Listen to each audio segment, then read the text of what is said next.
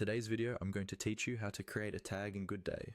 Tags are a simple but powerful way to organize your work, group similar tasks together, and quickly filter what you see.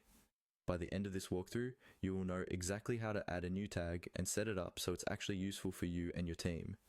First, make sure you're logged into your Goodday workspace and that you're on a page where you can work with tasks or items, such as a project board or task list.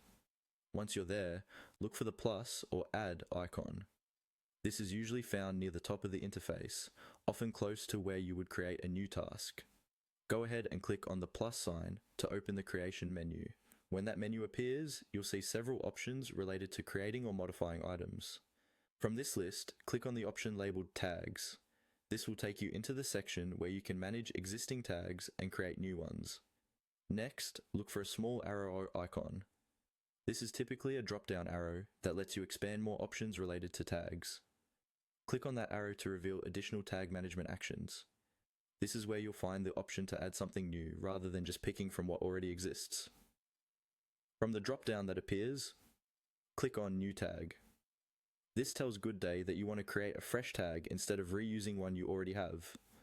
Once you click New Tag, a form or a small dialog window will open where you can configure the tag. Now it's time to select the settings for your tag. Depending on your Goodday setup, this might include choosing a color, a category, or where the tag will be available. Select the options that make the most sense for how you plan to use the tag.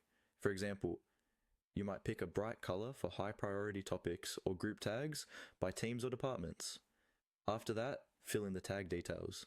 The most important piece is the tag name.